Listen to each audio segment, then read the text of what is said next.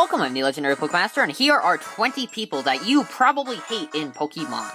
It's kind of self-explanatory. So, without further ado, let's start. Right off the bat, we have Silver. Yeah.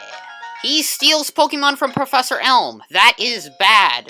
And like his father Giovanni, he only really sees Pokemon as tools for battling, not as actual living creatures. And yeah, that is not good.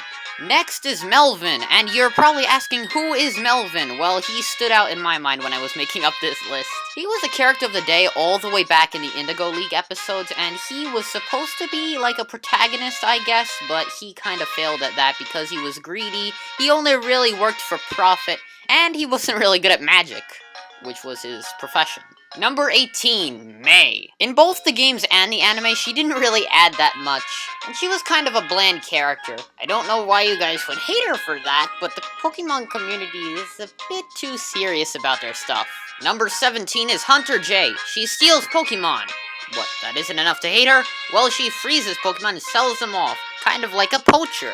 And we really all have to admit that that was ripped straight from episode 5. The poacher, the poacher, the poacher. Number 16, the guys who block off the entrances. They are super annoying and standing in your way for no reason. Why won't you let me through? We're standing here for no reason.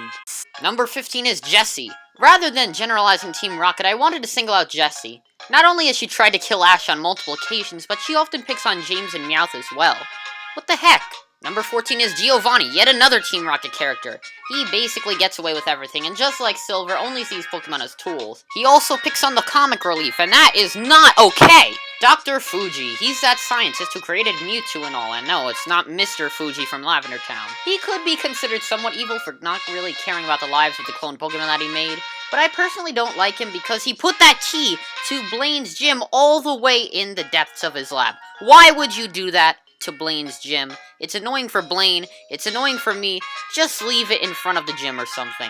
Paul. While he didn't really add much more to the story than a rivalry for Ash and Diamond and Pearl, you probably did want to see Ash stick it to him for the "you are weak" attitude. Number 11, Team Rocket member at the Lake of Rage. This guy steals your money. Honestly, do I really need to do this to progress through the game? What if I need to buy a potion for my injured top percentage Rattata? Well, I guess he doesn't care, he's evil. 10 is Iris because she's just so dang hard to beat in Black 2 and White 2, I mean honestly. She's a Dragon-type champion, just like Lance, but she has like double the power on all of her Pokemon, what the heck? Number 9 is Barry because he's always rushing you around, and he'll fine me $1 million Pokédollars for being late? Whoa there, Barry, you're getting into the real Team Rocket Grunt at Lake Rage territory. Number 8 is Whitney because she's really hard to beat in Gold and Silver and Heart Gold and Soul Silver. She has a really good combination of moves, and a somewhat over-leveled Miltank for that point in the game. And up to that point in the game, you don't really have access to any fighting types, so it's really hard to get a type advantage. Have you ever wanted to meet 2 wannabe ninjas who want to beat up people for no reason other than control the gym in a random side town in Kanto? Well, Yas and Kaz are for you. However, by the end of the episode, they kinda learn their lesson, so I guess they're not as hated. Dr. Ferrara is number 6, because this guy is a bit more of a realistic take on crime than Team Rocket. He takes hostages and runs an actual crime gang. He's kind of a bad leader, though, because he gets caught by the cops within the end of the episode. Did you really have a doubt that Gary Oak would not be on this list? I even put him in the thumbnail. Gary has always been a jerk to Ash, saying that he's better than him and parading around with a bunch of cheerleaders while barely actually showing off his own strength. He's like that kid from 4th grade who keeps bragging about how many level 100 shiny Pokemon he has. Buried Alive is creepy to a lot of people because of the myths that surround him. People avoid Lavender Town, and even in some cases, Generation 1 games in general do in part to Buried Alive, which I would consider a validating factor for hating him. Number 3 is Cyrus. Cyrus is the leader of Team Galactic, and he gets away with stuff all the time, and that just gets on your nerves, doesn't it? He also tried to destroy the galaxy with Yalga and Palkia, so that's okay. Sabrina. Yeah, let me take a time to explain.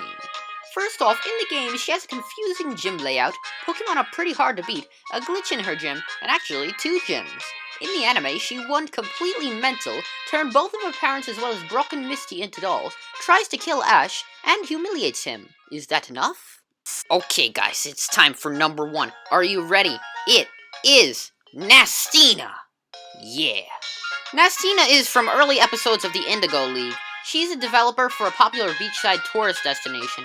Out of the hundreds of characters of the day, she sticks in my mind because she doesn't really care for Pokemon at all, and is oblivious to environmental issues that her projects can cause. She really just seems to care about money, solely, and most of all, she doesn't really learn anything! Even at the end of the episode, after being thwarted by Ash and a giant tentacle, she still almost screws things up again! But those are my 20 picks for people that you probably hate in Pokemon, or at least I hate in Pokemon because they are deserving of hate. Who do you think is the biggest jerk in Pokemon? Please leave a comment down below telling me who you think and why. You could also subscribe to see videos like this twice a week. Regardless, I really hope you have a great day, and I want to thank you for watching, and I will see you in the next video.